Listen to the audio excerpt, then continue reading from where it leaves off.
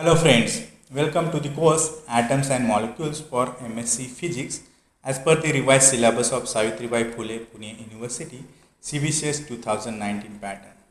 We are studying our second module, Molecules. In this lecture, we will study the molecular spectra. So, we will study the rotational spectra of diatomic molecules. Consider a rotating diatomic molecule. Consider a diatomic molecule having masses m1 and m2 are joined by a rigid bar whose length is r, and therefore we can write r is equal to r1 plus r2, where r1 and r2 are the distances from the center of mass of the molecule, right? So the center of mass is defined by the moment or balancing equation, which is given by m1 r1 is equal to m2 r2, right? Let us call it equation number 2. The moment of inertia about an axis passing through the center of mass C and perpendicular to the line joining the atoms is given by I is equal to m1 r1 square plus m2 r2 square, right?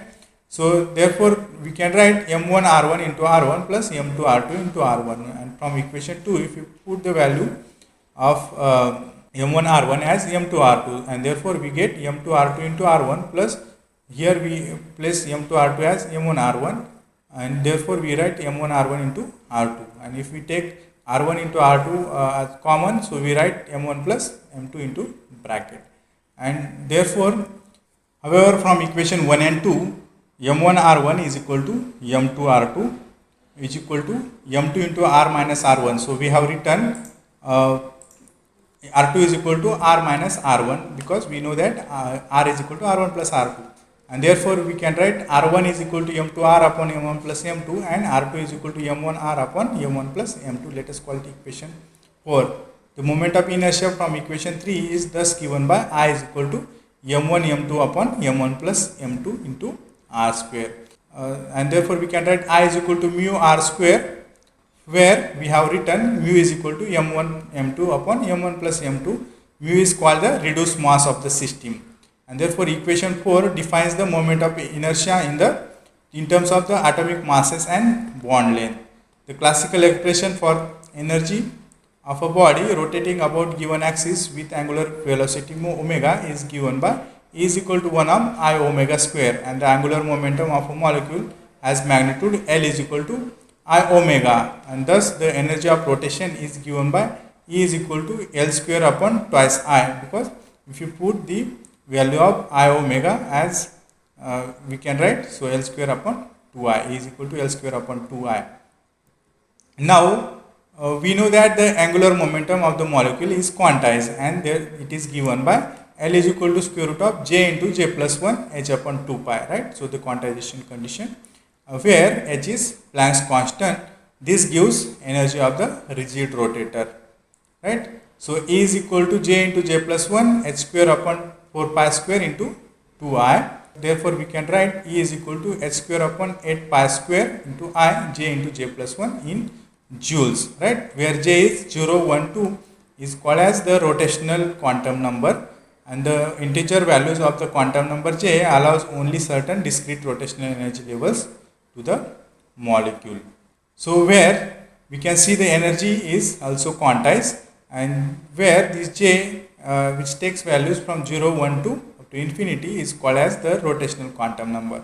The integer values of the quantum number J allows only certain discrete energy levels of the molecule. That means the energy levels of the molecule are quantized, are given by Ej is equal to H square upon 8 pi square I into J plus 1, which is in joules, and therefore the above equation express the allowed energies in joules.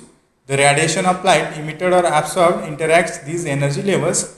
The frequency of the emitted or absorbed light will be related to the difference between the two energy levels, and therefore we get nu is equal to delta E upon H, which is in hertz. The corresponding wave number is nu bar is equal to delta E upon Sc, it is in per centimeter. In the rotational region, spectra are usually described in terms of the wave number, so it is useful to consider energies expressed in these units. So we write Ej is equal to Ej upon Sc, so therefore we get H upon 8 pi square Ic J into J plus 1 in terms of per centimeter units, where J takes values from 0, 1, 2 up to infinities. where c, the velocity of light, is here expressed in centimeter per second units.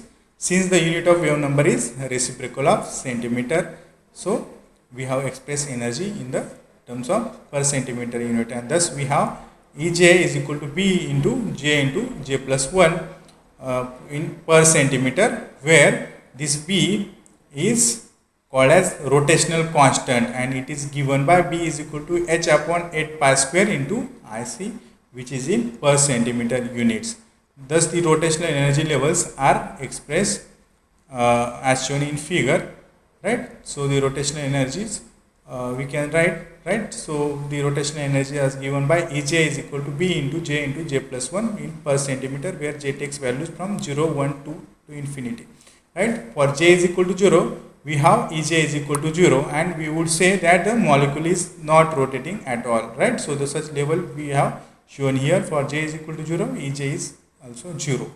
For J is equal to 1, the rotational energy is Ej is equal to 2B, and therefore we have written for J is equal to 1, energy is 2B.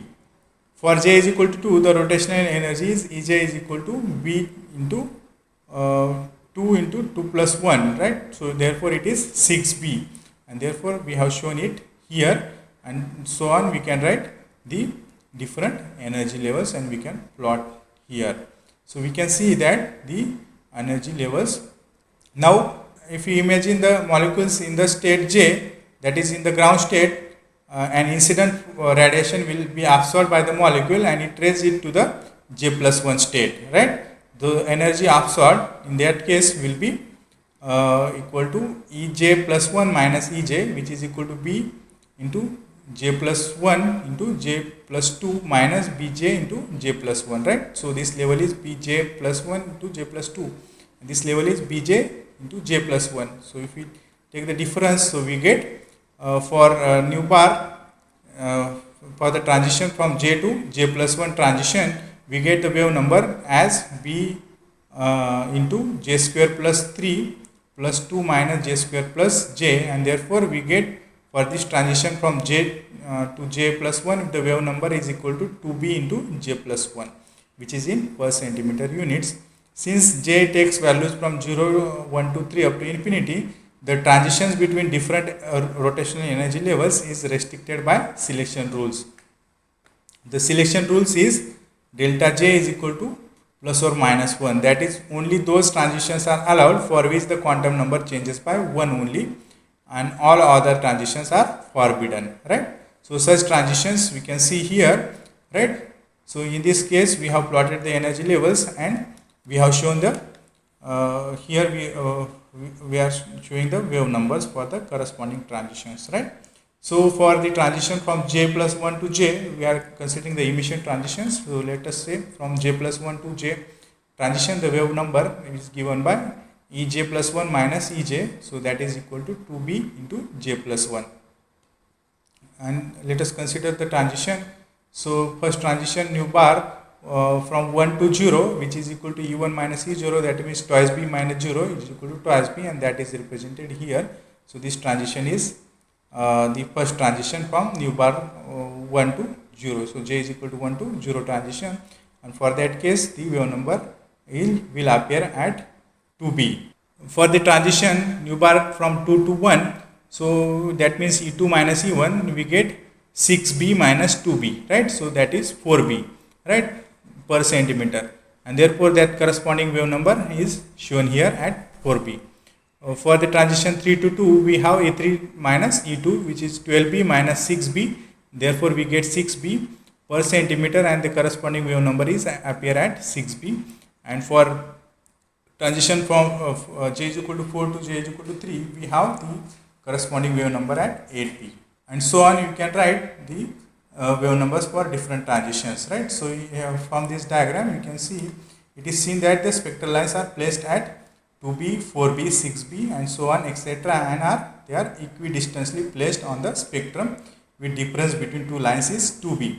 So here we can see the separation between two lines is 2B. That means first wave number is placed at 2B, second is placed at 4B, third is placed at 6B. So the difference between the wave numbers is 2B, right?